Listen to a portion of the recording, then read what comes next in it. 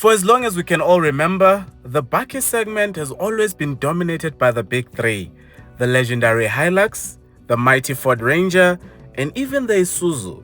Yes, we have the Navaras and the Amaroks, but I believe that the biggest threat to our big three might come out of GWM someday, and I'll explain why. But for now, allow me to finish this intro. Ladies and gentlemen, welcome to the all-new facelifted P300. As always, we'll talk about its features, its practicality, and me and Hippo will break down the cost of ownership. So, without wasting any of your time, allow us to get started. For the launch of the P300, we met with GWM in Sandton. And after a quick product presentation, we jumped into the bakkies and took them for a drive.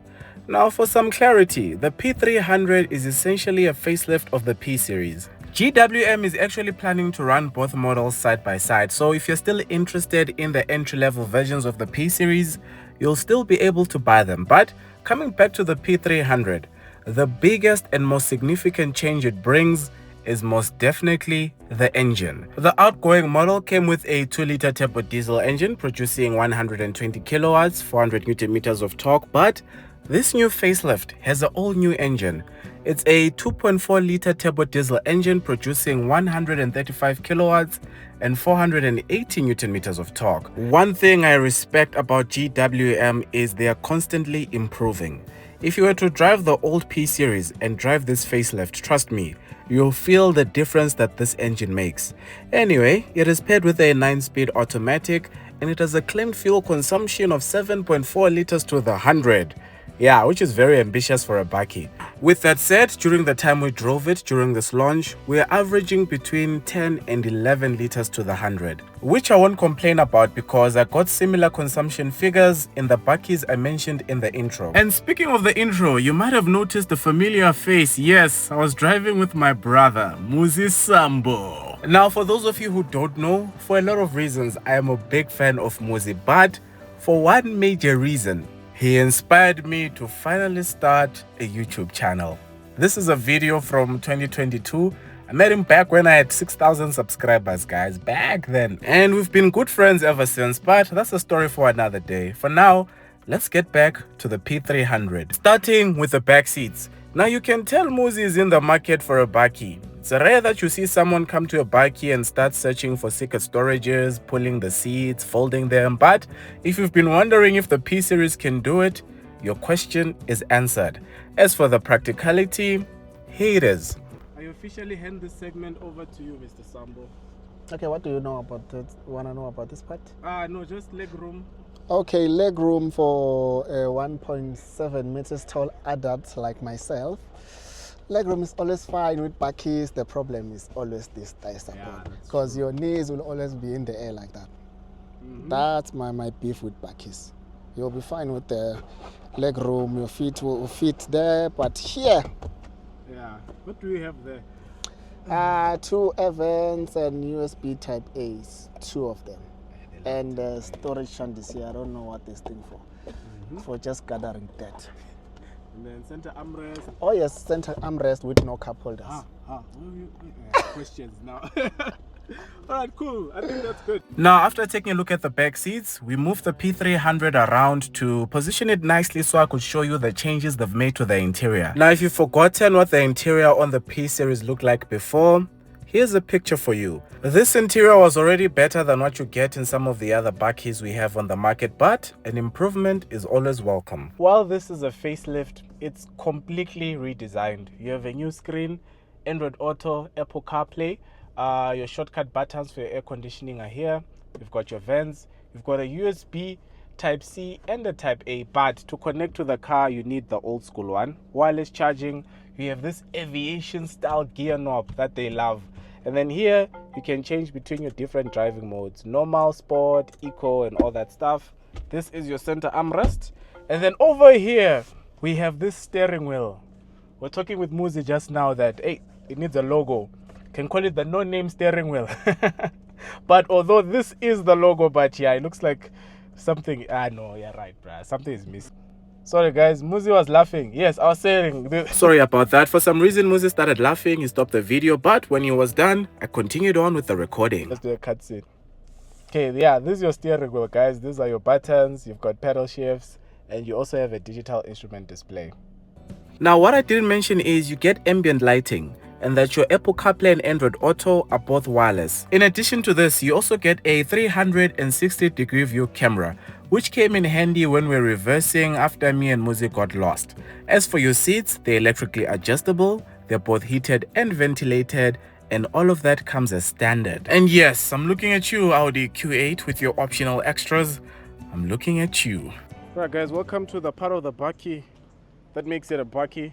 We've got Muzi here to help us demonstrate the practicality of the part of the bakkie. There's not really much going on, no plugs or anything like that, so yeah. Yep, there's only just some hooks. Yeah, just and a spray-on lining. Spray-on lining. I think this you can get this with 5 clip max. Such a Muzi thing to say, but yes. 5 clipper max. It's locked. Okay, I'll show you this part later. There's a step here. But it's locked now. We don't have the keys. Yeah, it's carried over, so they already know that. They already know, yeah. So imagine it opening. Okay, I'm just joking. So, check this out. Nice. Proper stuff. We've got proper struts there. And GWM is cooking. So they've always had this, but I'm glad they kept it on this facelift. So yes, this is the part of the bakkie that makes it a bakkie. Then if you want to get off, proper stuff. Now, based on what you've seen so far, please let me know what you think of the new facelifted P300. Do you like it, or is there something else you'd like GWM to do moving forward? But while you think about it, if you haven't liked this video, please like. If you still haven't subscribed, please subscribe. We're on the road to 200,000 subs, and we have a huge 200,000 subscriber special coming. I'd love to tell you what I'll be doing during that video, but I can't tell you yet.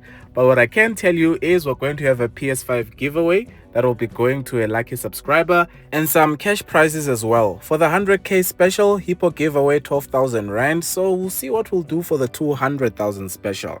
But the giveaway is only for Mr. How Much subscribers only. In the meantime, please share this video on your WhatsApp status, on your Twitter, on your Instagram.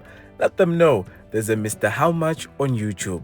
Now, after this, it was Muzi's turn to get behind the wheel of the P300, and this is what happened.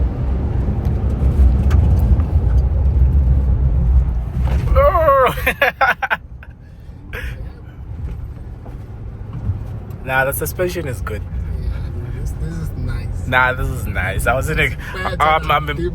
Nah, this is proper. This thing knocks D-Max out of the first position.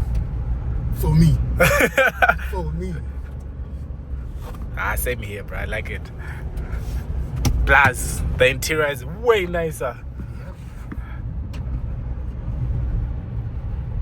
Hey, it drives well on gravel. I wish you could do proper off-roading just to see. Alright guys, Muzi is now driving. The way he's smiling, this Morena might buy a GWM. I'm going to sell you guys some P300. You must start saving up, eh?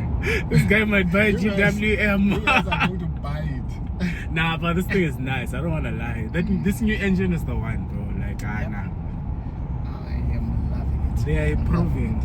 I like that they take input and make changes. You will appreciate it more if you've tested the other slow ones. Yeah, the other slow ones. That's why you casual and know. Nah. Hey, there's some slow bakkies out there. Yeah, that we're not going to mention. Yeah, I won't mention them today. Okay,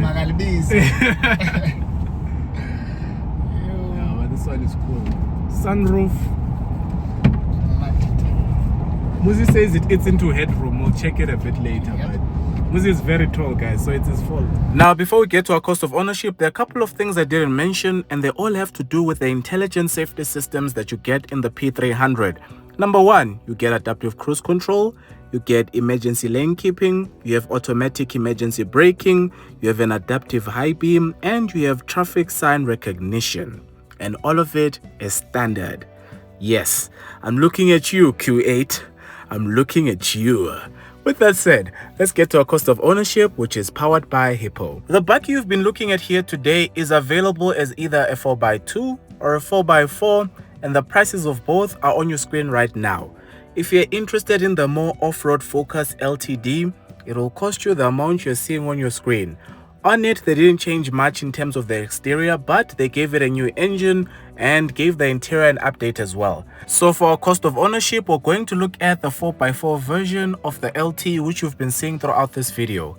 It comes in at 649,900 Rand. On finance, you can expect to pay around 12,370 Rand over 6 years at 11% interest.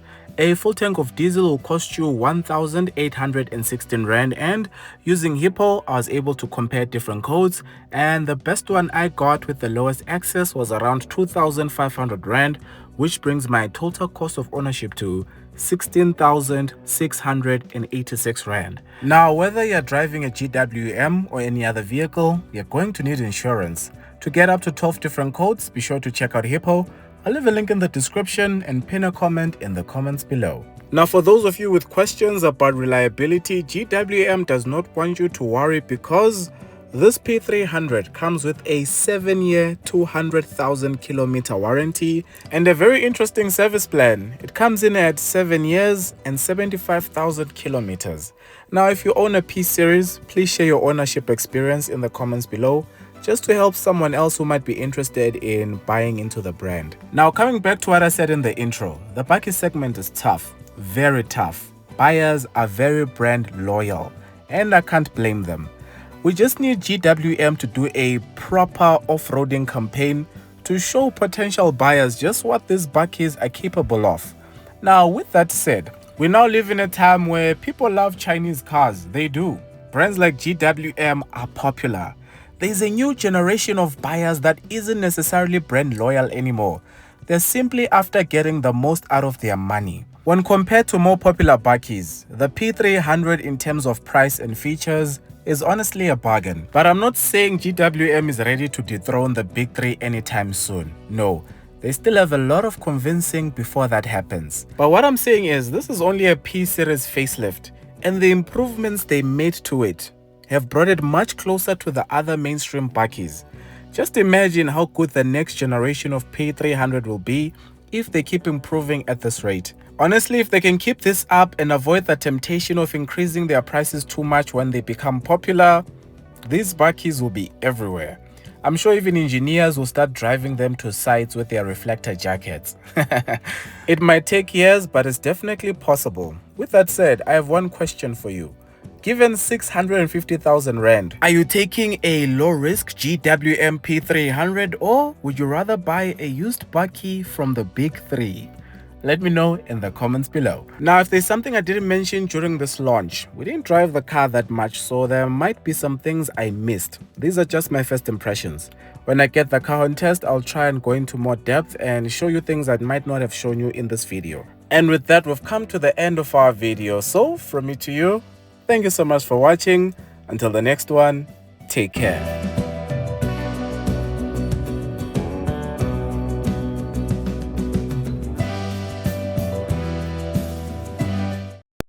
Muzi says it eats into headroom. We'll check it a bit later. Yep. But Muzi is very tall, guys, so it's his fault. No, 1.7. 1617. Muzi says he's 167 meters tall. I'm telling you. I'm 174 and you're taller than me. Okay, 174, what's that? I mean, I'm talking meters. Hey, 167 meters. 1.7 meters. Muzi, are you telling me I'm taller than you? Yes, you are. No, bro. Don't that mean I'm 2 meters? Maybe 1.76. You're talking about feet. No, I don't know feet, man. I don't understand. Those 6'3". I don't understand those things, bro. But there's no way I'm taller than you. I'm 1.7. Nah, Muzi, wait. But I don't lie to me. I just have a long face. And I know it's in your. I could be a doctor. I know you have that measuring thing. Yes, 1.7, 1.75, somewhere. One of us is lying. And I'm underweight. I weigh 51 kg on a good day. Must I delete this, man? This guy's.